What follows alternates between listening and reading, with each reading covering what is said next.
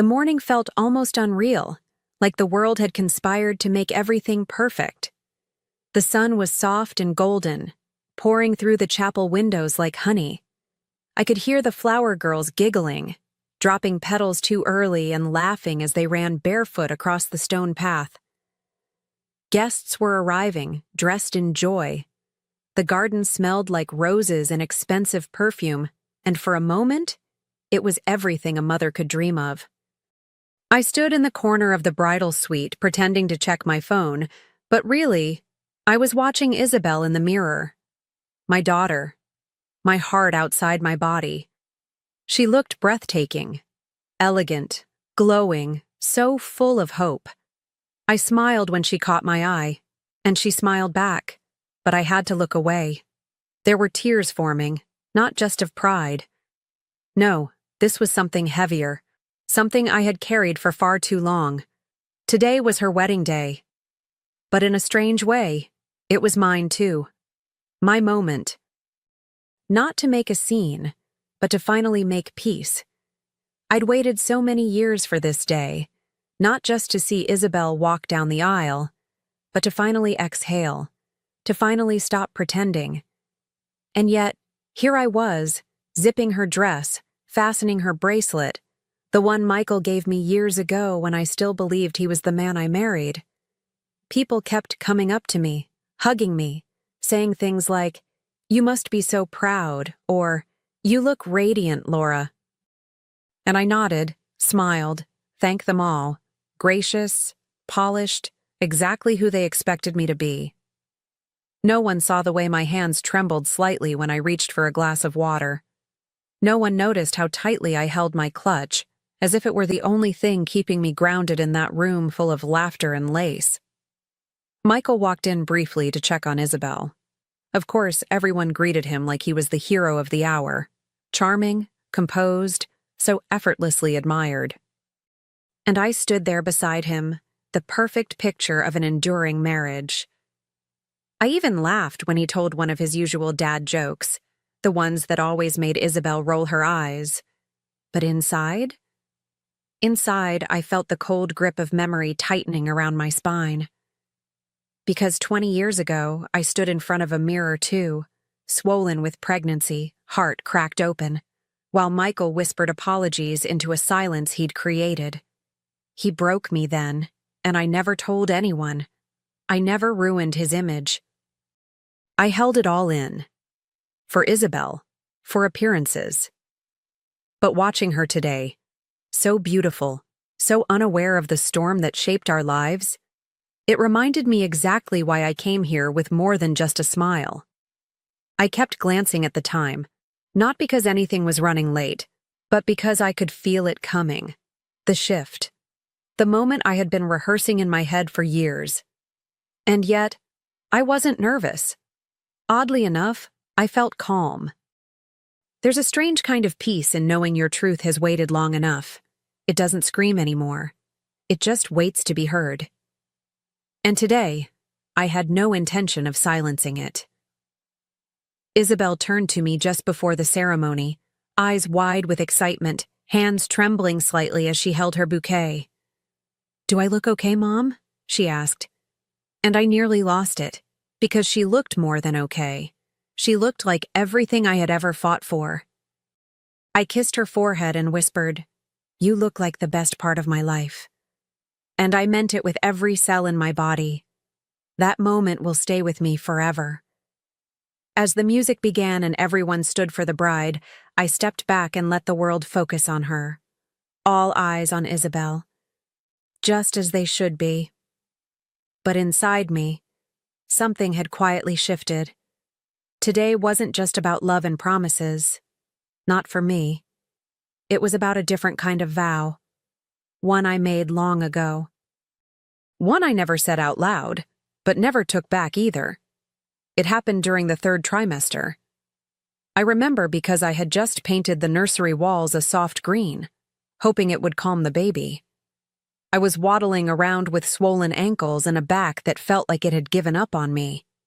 I should have been resting, but instead I was doing laundry when I found the first clue. A receipt, crumpled inside his jacket pocket from a hotel not far from his office. At first, I thought it must have been a business thing. I wanted to believe that. But then came the voicemail. Her voice, smooth, rehearsed, too comfortable with him. She called him babe, thanked him for the necklace. I remember standing there in the kitchen, holding my belly with one hand and the phone with the other, feeling my whole world collapse in complete silence. That kind of betrayal? It doesn't come with screaming. It comes with stillness. Cold, sharp, paralyzing stillness. I never told anyone. Not my mother, not my sister, not my best friend. I buried it. I smiled through baby showers and family dinners. I let Michael hold my hand during labor. And the entire time, he thought I didn't know. But I did. I knew everything. I kept the emails, the letters, the photos she sent him. I even kept the voicemail, every detail. I held on to it like armor, like proof that I wasn't crazy, that I hadn't imagined the hollowness he left behind. When she left him, yes, she ended it, not him, Michael came crawling back like a man freshly baptized in guilt. He wept. He begged. He wrapped himself in shame like it could undo what he'd done. And I stood there, holding our newborn daughter in my arms. And I listened. I didn't scream. I didn't throw anything. I just looked at him and realized how little I truly knew the man I'd married. How little he deserved the family I built around him. He said it was a mistake, that it meant nothing, that it would never happen again. And maybe he believed that. Maybe he thought words could stitch up what he'd torn. I stayed. Not because I forgave him. I didn't. Not because I forgot. I never did. I stayed for Isabel. For the version of her childhood that didn't include custody arrangements and weekend visits. For the birthday parties, the school plays, the Christmas mornings. I gave her stability, even if it cost me my own. But in the back of my mind, I made a promise. A quiet, dangerous vow. That one day he would know what it felt like. To have something beautiful, something sacred, ruined by the very person who was supposed to protect it. I didn't know when, I didn't know how, but I knew it would come. Some truths don't die in silence. They wait. And mine had been waiting for 20 years. There were days when I almost convinced myself to let it go. Days when Michael would make Isabel laugh so hard she'd fall off the couch, or when he'd kiss me on the cheek before dinner like nothing had ever happened. And I'd think, maybe this is enough. Maybe I can live with the lie, as long as it keeps her world intact. But then I'd open that old wooden box at the back of my closet. And there it was. The printed emails, the photos, the voicemail burned onto a CD. My reality, my fuel. I became an expert at pretending. The supportive wife at office parties, the one who laughed at his stories, toasted his promotions, stood beside him in Christmas cards. Everyone thought we were solid, strong, unshakable. What a cruel kind of talent. To perform love in front of an audience that had no idea they were watching a play. I perfected it. But the truth? It never left me. It lived beneath my ribs, quiet and constant, like a second heartbeat. And over the years, I watched Michael build his reputation. He became the man people admired, dependable, successful, the family man. I watched him accept praise for being a husband he never truly was. And each time I tucked away the anger, the ache, the betrayal, saving it. Not out of bitterness, out of purpose. Because I knew the day would come when the mask would fall, and I wouldn't have to lift a single finger to tear it off. I'd only have to open my mouth. Weddings have a way of pulling people into a dream. That day, I let myself drift with them, floating from table to table, kissing cheeks, clinking glasses, smiling for photos. Everyone kept saying how happy I looked, how radiant. And I suppose I was. But not for the reasons they thought. This wasn't just joy. It was release.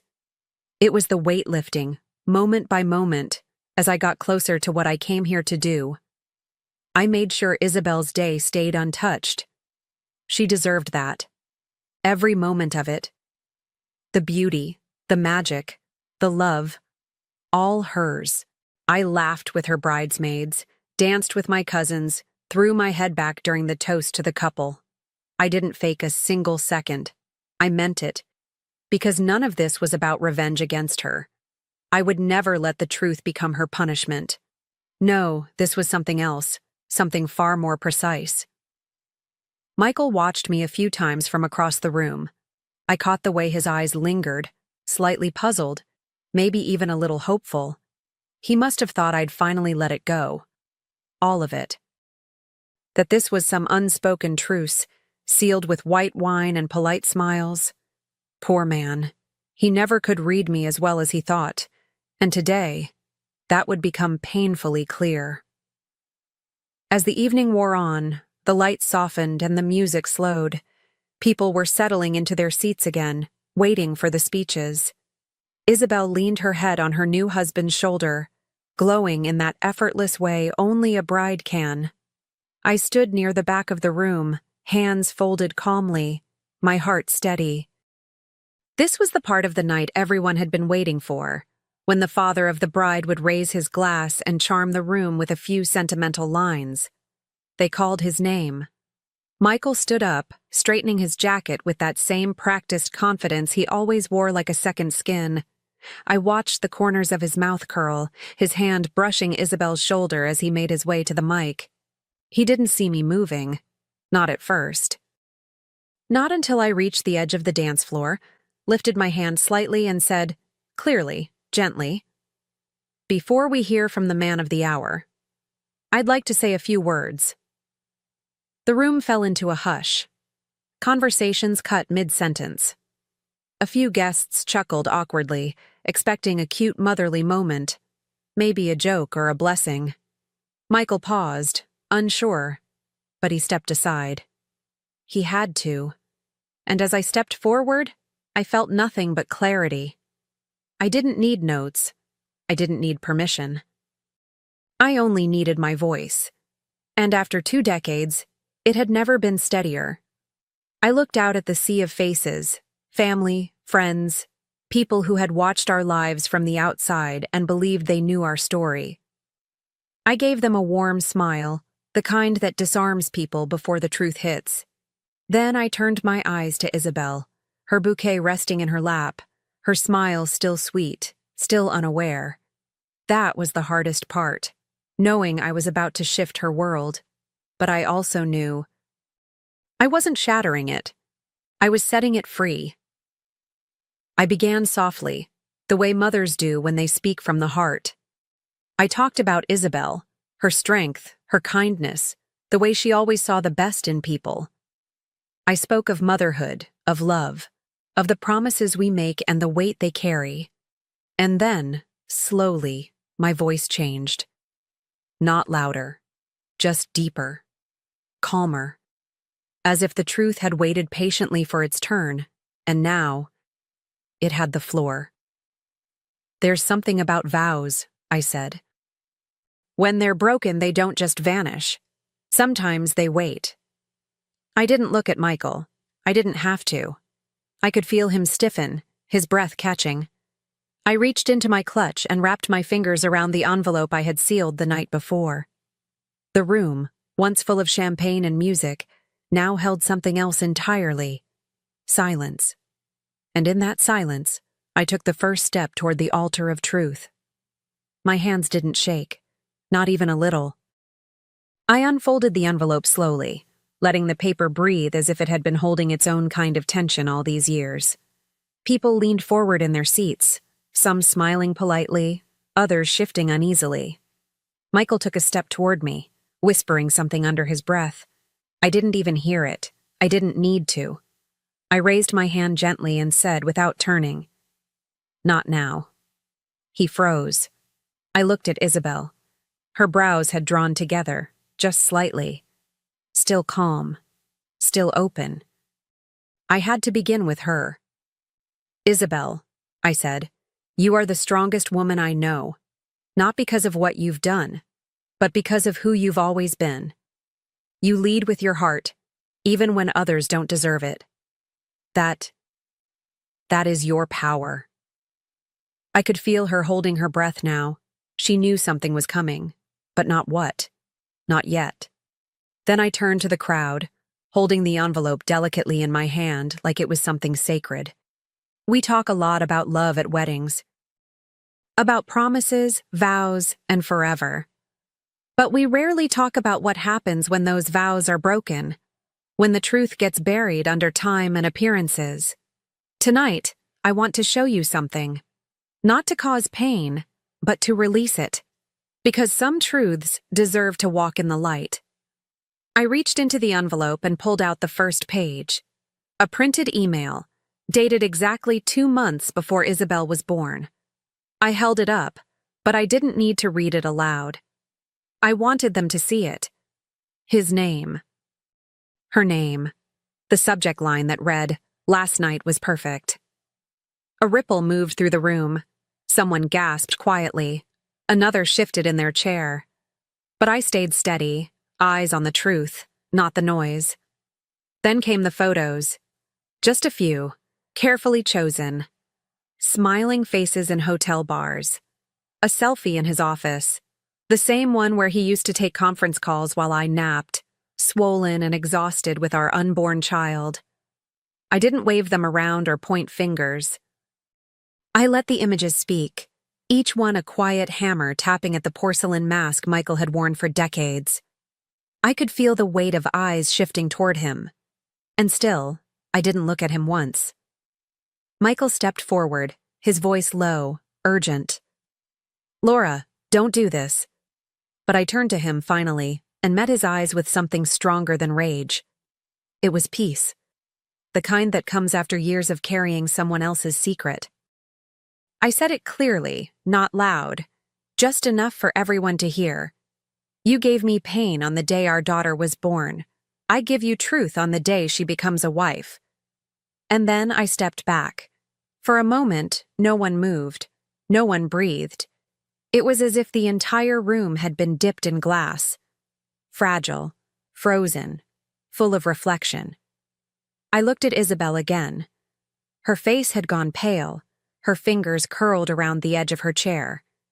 She wasn't crying, not yet. But her eyes were searching. Not for the truth. She had just received that. She was searching for her foundation, and realizing it wasn't what she thought. Michael stood frozen, somewhere between shame and panic. His hands clenched at his sides like a man trying to hold on to something that had already slipped through. I didn't flinch. I didn't need to say more. I had said what mattered. After all these years, I hadn't raised my voice or thrown anything. I had simply peeled the mask off, slowly, gently, and let him meet the man underneath it. Not in private, not in secrecy, but in front of everyone who once applauded him. And with that, I turned to the crowd and nodded politely. "Thank you," I said, as if I'd just delivered a toast. I walked away from the microphone, past the stunned faces and clutched pearls, past Michael, whose eyes followed me like he was watching his own legend crumble. I walked straight to Isabel and took her hands. She didn't pull away. She just held on, and I held her back. The rest, I knew, would unfold on its own. I didn't stay for the questions, or the apologies, or the whispers that grew louder as the shock settled into curiosity. I kissed Isabel's forehead, tucked a strand of hair behind her ear like I had done 1,000 times since she was a baby, and I said softly, "Now you're free. And so am I." Then I stepped away from the noise and into the night air. It was cooler than before, a breeze finally breaking through the weight of the day. Michael was gone before the cake had even been cut. Not by choice. Isabel asked someone, quietly, firmly, to escort him out. No scene, no shouting. just the quiet unraveling of a man who had built his comfort on someone else's silence. I imagine he never thought it would come to this, that I would ever say it out loud. But the thing about secrets is, they don't stay buried. Not when the person holding them finally decides to breathe. The party carried on, a little quieter, a little more aware. Some people left early, others stayed and danced, trying to reclaim the night. I don't blame them. Life doesn't stop for the truth. It makes space for it. I watched Isabel from a distance once more. Her smile wasn't the same. It was smaller, tighter, but it was real. She knew now. She saw. And strangely, I think part of her felt relieved too, like a fog had lifted. In the days that followed, the story spread faster than I ever could have imagined. Some people called me brave. Others whispered that I was cruel. But no one, not one person, ignored it. That was never the goal anyway. I didn't do it for applause or revenge. I did it because silence was starting to rot me from the inside. And because the version of love we pretend into existence doesn't protect anyone, it only delays the fallout. Michael tried to explain himself, of course. Reached out to mutual friends, even made a post online about forgiveness and personal growth. It read like a man trying to outrun a shadow he'd finally seen in daylight. But words don't weigh the same when truth has already taken the stage. People listened, politely. Then they looked away. Because deep down they knew. The damage was never in the confession. It was in the years it was withheld. As for me, I didn't answer the calls. I didn't check the comments. I booked a train ticket. I packed light, just a small suitcase, a pair of worn sandals, and my passport. For the first time in years, I looked at myself in the mirror and saw someone becoming again. Not surviving, not pretending, just becoming. And that feeling, it was worth every second of the 20 years it took to get here. I traveled for weeks. No real plan, just a list of places I'd once circled in guidebooks and told myself I'd visit someday. I drank coffee by the sea in a quiet village where no one knew my name. I read entire novels without checking my phone. I let the days stretch, slow and soft, and learned the sound of my own thoughts without anyone else's voice layered over them. And for the first time in 2 decades, I laughed without thinking about who was watching. Isabel and I spoke often. Our conversations were different now, more open, more grown. She told me she was proud of me. That she was grieving in her own way, not just for the truth, but for the version of her father she had to let go of. I told her that was okay. That we could love someone and still admit they hurt us. That we could move forward without dragging the weight of what they did behind us. And she understood. She really did. Now, when people ask me if I regret doing it, speaking the truth, breaking the illusion, I smile. Because I know the cost of silence. I lived it. I wore it like a second skin for 20 years. And I also know the power of saying what needs to be said. Some vows are broken in secret. Others? They're broken out loud, so they echo forever.